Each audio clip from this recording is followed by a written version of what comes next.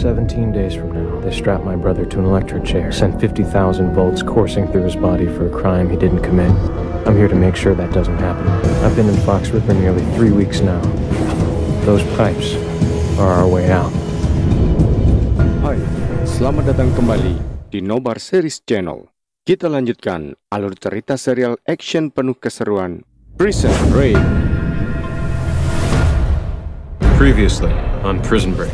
Dalam rangka mengupayakan agar Abruzzi kembali memimpin prison industry di Fox River, pada episode 10 ini, Scofield akhirnya memberitahukan keberadaan Fibonacci kepada Philip Falzon sehingga mereka dapat mengamankan rencana pelarian. Sementara, agen Kellerman dan Hill mendapat sedikit bantuan yang akan menggantikannya untuk melacak keberadaan LJ.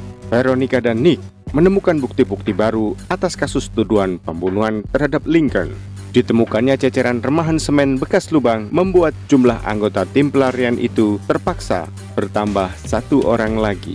Seperti apa kelengkapan alur ceritanya? Ikuti terus keseruannya sampai habis. Dipersembahkan oleh Pecel Tumpang.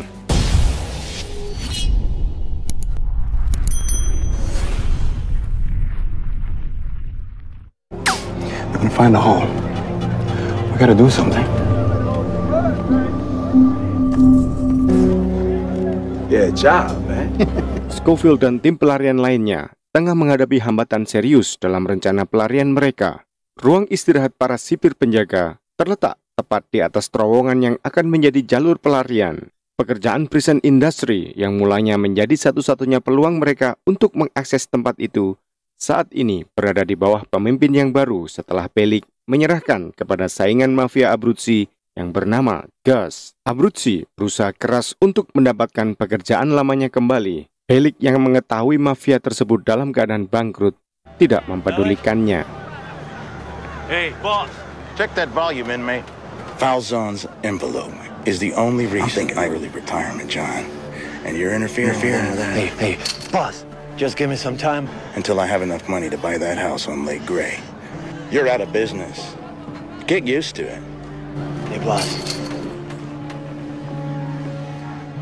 Siasat Abruzzi selanjutnya adalah mencoba membujuk Scofield agar memberikan informasi keberadaan Fibonacci kepada bos mafia Philip Falzon. Rencana tersebut terdengar mudah dan bagus secara teori, akan tetapi Scofield kembali mengalami konflik batin dalam hati nuraninya.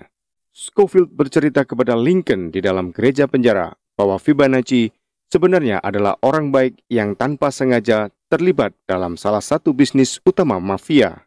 Ketika Scofield menyadari apa yang akan dilakukan Abruzzi dan kawan-kawannya terhadap Fibonacci, dia tidak bisa tinggal diam. Dengan berat hati, Scofield akhirnya setuju untuk berbicara dan menemui Falzon secara langsung. Abruzzi nampak sangat tegang saat menemui mafia itu dalam kunjungan penjara. That was a joke, John. Funny. And John, if I come all the way out there, and this turns out to be a waste of my time, Who's coming? Don't mess this up. Karena sangat penasaran dengan cara Scofield menemukan Fibonacci, Falzon bertanya bagaimana dia melakukannya. Scofield menjawab pertanyaan tersebut dengan berbahasa basi, dan Falzon yang mulai frustrasi pun mengancamnya. Scofield kemudian menceritakan secara detail bagaimana ia melacak keberadaan informan tersebut. Ia mengaku melakukan semua ini sebagai jaminan bahwa Falzon akan membayarnya untuk informasi tersebut sebesar $200,000. Your friend here, John, is trying to extort me. How much? 200,000. Quote. You scratch my back, I scratch yours. Abruzzi menjadi sangat marah karena Scofield nampaknya hanya memperkeruh situasi. Tiba-tiba, dia mengeluarkan foto Veronica dan mengancam keselamatan perempuan yang disebutnya sebagai kekasih Scofield tersebut di depan Falzon. Sekarang, Scofield harus memilih untuk menyelamatkan Veronica atau memberikan alamat Fibonacci. Scofield akhirnya memilih menyerahkan alamat Fibonacci dan diusir pergi. Kepada Falzon, Abruzzi menambahkan permintaannya untuk menyelesaikan masalah keuangannya dengan Bellic. Falzon memastikan bahwa urusan tersebut akan dibereskannya.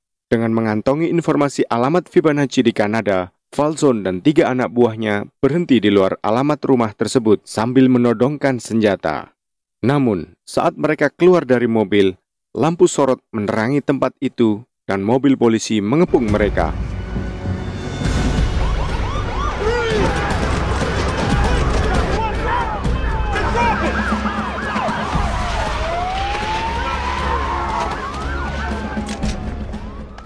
Falzone got popped last night, up in Canada.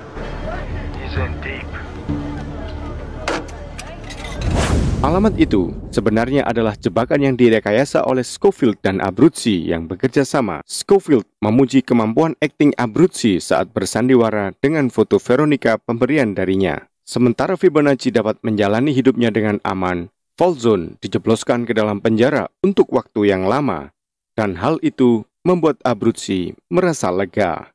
Berita baiknya, Falzone telah membayar belik sebelum ditangkap, sehingga Abruzzi dapat kembali memimpin prison industry dan pekerjaan pembobolan lantai ruang gudang dapat mereka lanjutkan kembali.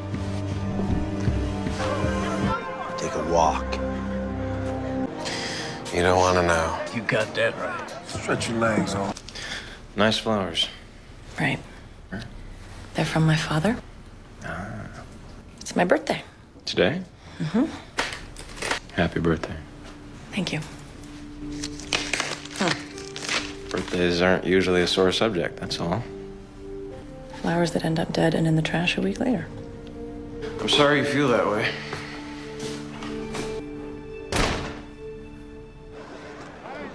Namun sayangnya, mereka tidak memperhitungkan Sinut. Pria itu telah mengamati Scofield dan kawan-kawannya yang secara diam-diam menyembunyikan remahan semen dari lubang yang mereka buat di ruang tersebut. Ketika dia masuk ke gudang dan akhirnya menemukan sebuah lubang besar di tengah lantai, Sinut memaksa untuk bergabung dengan tim pelarian. Ia mungkin saja melaporkan mereka jika permintaannya tidak dikabulkan. This guy says he's on a job in here. Are you sure about that? Are you sure you can't use the extra hand? Okay, boss. Sign him up. You got it? Darwin wins after all, eh, Fish? Hello. Hello. You were expecting. You mind if I, please? Sorry, I didn't get your name. Quinn. Just think of me as a supervisor. I wasn't aware that things are out of control. Well, you. The lawyers you tried to blow up, they're still running around. Healthy as thoroughbred. No. You and your partner are off the job until further notice. It doesn't come from me. It doesn't come from the White House. Sementara itu, ketika Veronica dan Nick terus menyelidiki lebih dalam tentang konspirasi di balik kasus Lincoln, wakil presiden itu muncul di televisi dan mencalonkan diri sebagai presiden dengan dana kampanye terbesar di antara capres lainnya. Yang tidak mereka ketahui, ketidakbecusan agen Hill dan Kellerman untuk menemukan mereka telah digantikan oleh agen lain yang lebih berbahaya. Dan saat ini, ia tengah mengintai di luar pondok persembunyian mereka. Sampai di sini, cerita akan bersambung ke episode berikutnya. Dukung channel ini agar lebih berkembang dengan cara menekan tombol like, subscribe jika belum, dan tinggalkan komentar. Terima kasih.